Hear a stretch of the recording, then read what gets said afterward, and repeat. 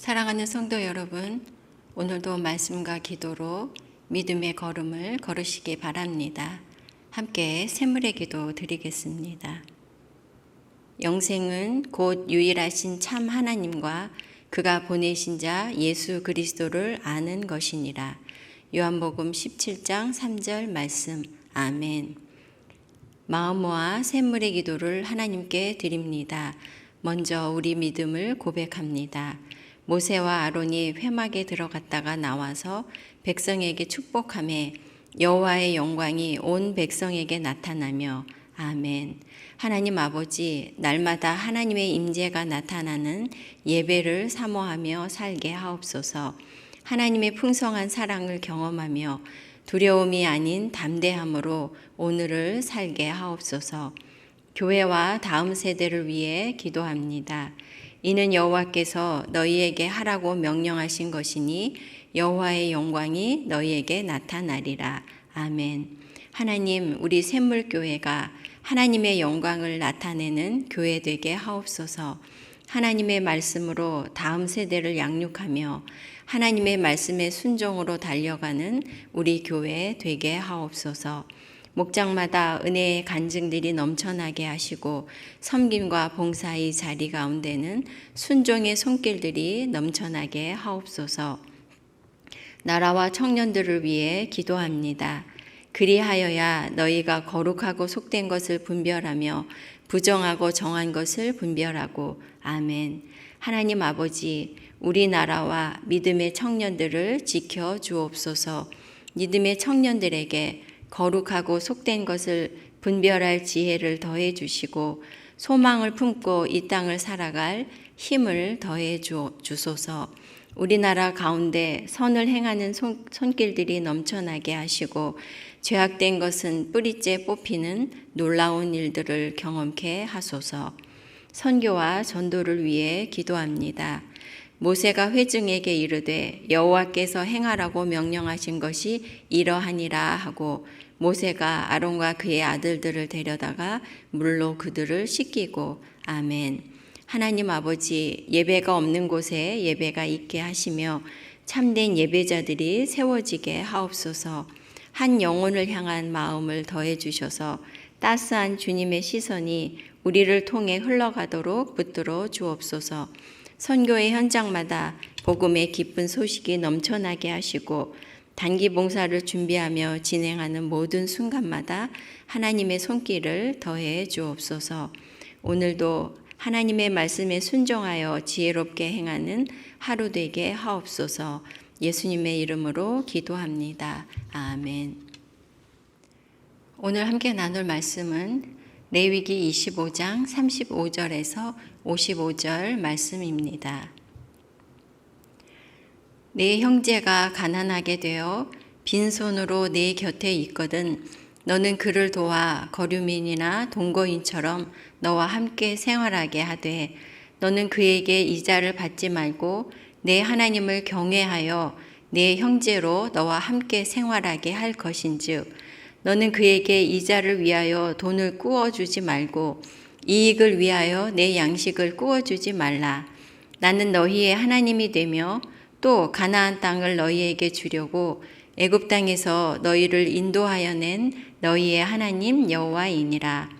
너와 함께 있는 내 형제가 가난하게 되어 내게 몸이 팔리거든 너는 그를 종으로 부리지 말고 품꾼이나 동거인과 같이 함께 있게 하여 희년까지 너를 섬기게 하라. 그때에는 그와 그의 자녀가 함께 내게서 떠나 그의 가족과 그의 조상의 기업으로 돌아가게 하라. 그들은 내가 애굽 땅에서 인도하여 낸 내 종들이니 종으로 팔지 말 것이라. 너는 그를 엄하게 부리지 말고 내 하나님을 경외하라. 내 종은 남녀를 막론하고 내 사방 이방인 중에서 취할지니 남녀 종은 이런 자 중에서 사올 것이며 또 너희 중에 거류하는 동거인들의 자녀 중에서도 너희가 사올 수 있고 또 그들이 너희와 함께 있어서 너희 땅에서 가정을 이룬 자들 중에서도 그리할 수 있은즉 그들이 너희의 소유가 될지니라. 너희는 그들을 너희 후손에게 기업으로 주어 소유가 되게 할 것이라. 이방인 중에서는 너희가 영원한 종을 삼으려니와 너희 동족 이스라엘 자손은 너희가 피차 엄하게 부리지 말지니라. 만일 너와 함께 있는 거류민이나 동거인은 부유하게 되고 그와 함께 있는 내 형제는 가난하게 되므로 그가 너와 함께 있는 거류민이나 동거인 또는 거류민의 가족의 후손에게 팔리면 그가 팔린 후에 그에게는 속량받을 권리가 있나니 그의 형제 중 하나가 그를 속량하거나 또는 그의 삼촌이나 그의 삼촌의 아들이 그를 속량하거나 그의 가족 중 그의 살부치 중에서 그를 속량할 것이요 그가 부유하게 되면 스스로 속량하되 자기 몸이 팔린 해로부터 희년까지를 그 산자와 계산하여 그 연수를 따라서 그 몸의 값을 정할 때에 그 사람을 섬긴 날을 그 사람에게 고용된 날로 여길 것이라.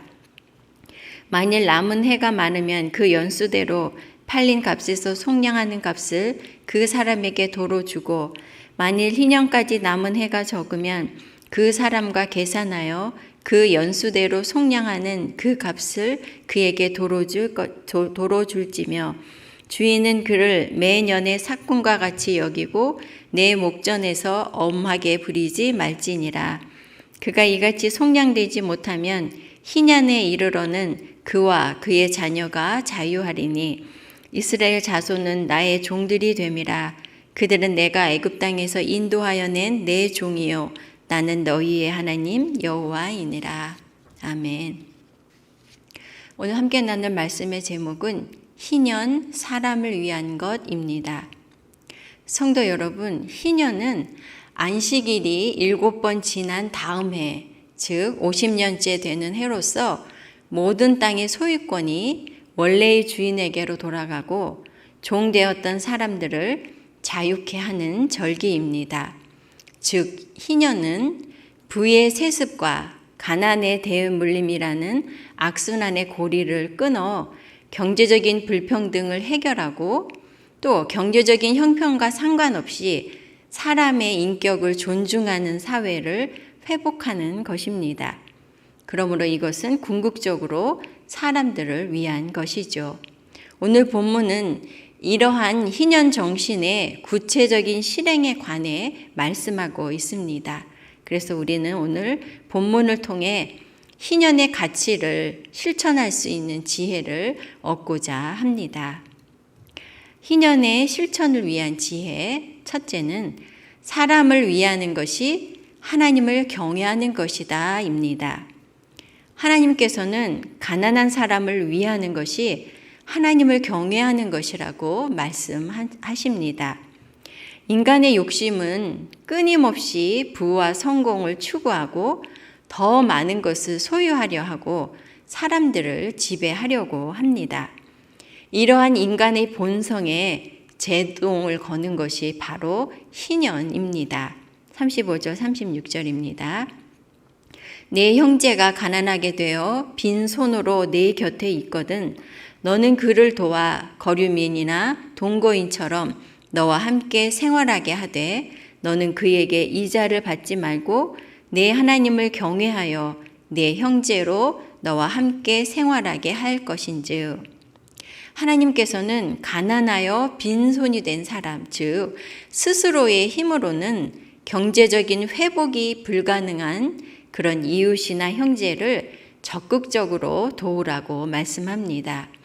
가난한 이웃을 나그네처럼 대우해서 인간으로서의 기본적인 생활, 의식주를 해결할 수 있도록 돕고 곁에 살도록 돌보라고 말씀하십니다. 특히 가난한 사람에게 돈을 빌려줄 때에는 이자를 받지 말고 또 양식을 빌려줄 때도 이익을 위해서 꾸어주지 말라고 하십니다. 본문에서 이자는 뱀이 물다 혹은 맹수나 이런 것들이 물어뜯다라는 뜻이 있습니다. 가난한 사람이 높은 이자를 감당하는 것은 마치 독사에게 물리거나 혹은 짐승에게 물어뜯기는 것처럼 스스로의 힘으로 벗어나기 어려운 굴레가 되는 것이죠. 당시 고대 근동에서는 돈을 빌리면 원금의 20%를 이자로 지불하고 볼이나 곡식을 빌리면 약 30%에서 50%까지, 때로는 60%까지 이자를 지불해야 했다고 합니다. 그러니 가난한 사람들이 빚에서 벗어나는 것이 거의 불가능을 했을 것입니다. 그래서 하나님께서는 이스라엘 백성들에게 이자를 받지 말라고 말씀하셨습니다. 당시의 상황 속에서 얼마나 파격적인 명령입니까? 하나님께서는 이 규정에 내 하나님을 경외하여라는 말씀을 덧붙이고 있습니다. 하나님을 경외하는 마음으로 가난한 사람을 도우라는 말씀이죠. 또한 너는 그를 엄하게 부리지 말고 내 하나님을 경외하라고 말씀합니다.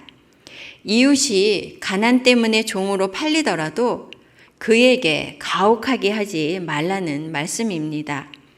가난한 사람을 존중하고 돕는 것은 곧 하나님을 경외하는 것이라고 말씀하십니다. 성도 여러분, 하나님께서는 우리가 가난한 사람들을 돕는 것, 그것이 하나님을 경외하는 것이라고 말씀하십니다. 성경은 가난한 자를 불쌍히 여기는 것은 여호와께 꼬이는 것이니 그 선행을 갚아주시리라고 말씀합니다.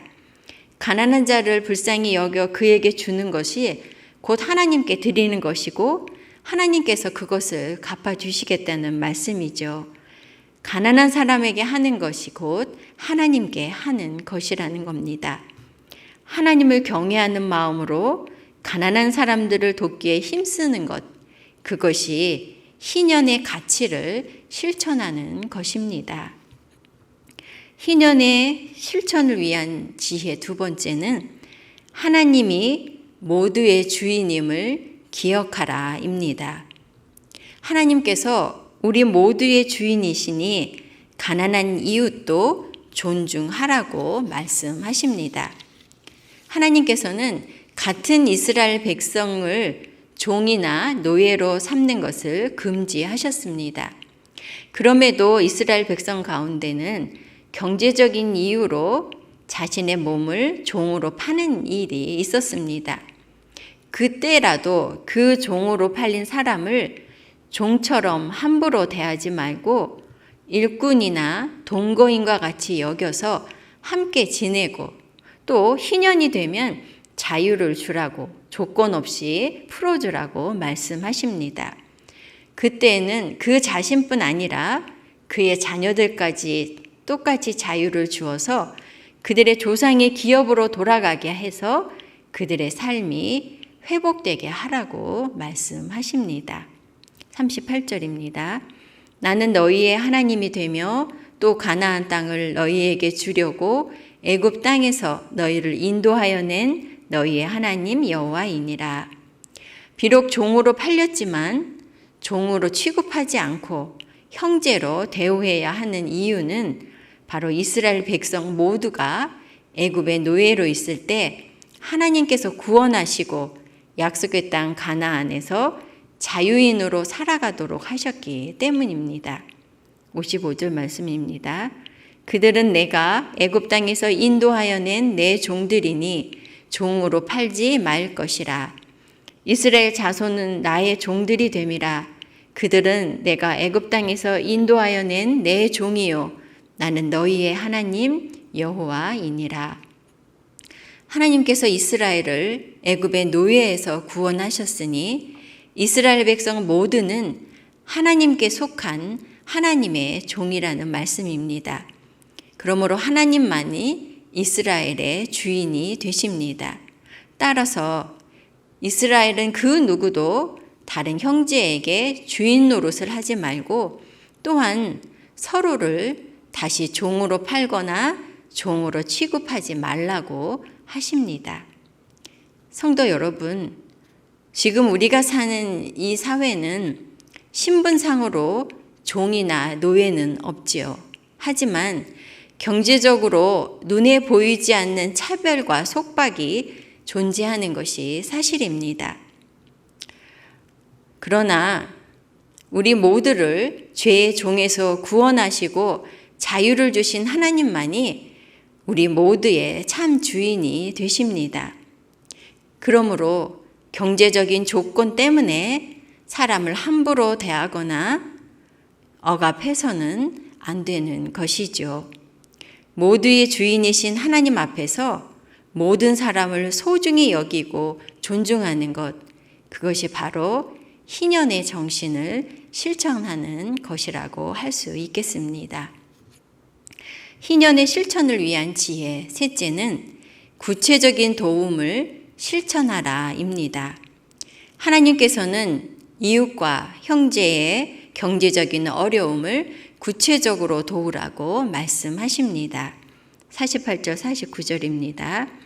그가 팔린 후에 그에게는 속량받을 권리가 있나니 그의 형제 중 하나가 그를 속량하거나 또는 그의 삼촌이나 그의 삼촌의 아들이 그를 속량하거나 그의 가족 중 그의 살부치 중에서 그를 속량할 것이요. 그가 부유하게 되면 스스로 속량하되. 이스라엘 땅에 거하는 부유한 이방인들이 이스라엘 백성들을 종으로 사는 일이 있었습니다. 그럴 때 그 이스라엘 백성은 비록 자신이 종으로 팔렸다 하더라도 속량받을 권리를 그들에게 주셨습니다.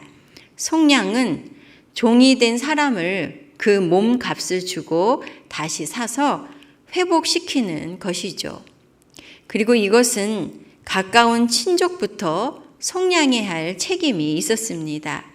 친형제가 그를 속량하거나 또는 그의 삼촌 아니면 그의 사촌이 그것도 아니면 그의 살부치 즉 그의 친족 중에서 그를 속량해야 했습니다. 혹은 자신이 후에라도 경제적인 능력이 되면 스스로 속량할 수 있었습니다. 이때 종이 된 사람을 속량하려면 보통 팔릴 때의 몸값의 2배를 지불했다고 합니다. 그리고 희년까지의 남은 날수를 계산해서 그 몸값을 지불했습니다. 따라서 속량하는 사람은 큰 값을 지불하고 가난한 형제를 속량했던 것이죠. 경제적인 손해를 무릅쓰고 대신 대가를 지불함으로써 그를 속량해 주었던 것입니다. 이와 같은 일이 그 룻기서에 등장하지 않습니까? 그 룻기에서 보면 나오미의 이 엘리멜렉 집안에 보아스보다 더 가까운 친족이 있었습니다. 그러므로 그 더 가까운 친족이 이들을 그 속량해 주어야 했지만 그는 내 기업에 손해가 있을까 해서 하지 않겠다라고 이렇게 책임을 감당하지 않는 것을 볼 수가 있습니다. 하지만 보아스는 경제적인 손해에도 불구하고 나오미의 기업을 속량해 주었습니다. 희생을 감수하고 친족을 속량해 준 것이죠. 바로 그런 그 보아스를 하나님께서는 다윗의 조상이 되는 복을 주셨습니다. 또한 이 보아스는 우리 모두를 구원하시려고 자신의 생명을 값으로 지불하신 예수 그리스도를 보여주는 예표라고도 할 수 있습니다. 성도 여러분, 하나님께서는 자신의 생명으로 우리 모두를 속량하셨습니다. 또한 그 하나님께서 우리에게 가난한 형제와 이웃을 돌보라고 하십니다. 우리가 가난한 사람들을 구체적으로 돕기를 원하시고 계십니다. 가까운 가족과 형제 그리고 이웃의 어려운 형편을 살피고 돕기 위해 힘쓰는 것, 그것이 바로 희년의 가치요 정신인 것입니다. 말씀을 마무리하겠습니다. 성도 여러분, 희년은 모든 땅의 소유권이 원래 그 본래의 주인에게로 돌아가고 종 되었던 사람들을 자유케 하는 절기로서 모든 것의 회복, 즉 사람을 위한 절기입니다. 이러한 희년의 정신을 실천하기 위해서는 첫째, 하나님을 경외함으로 가난한 이웃을 도와야 합니다.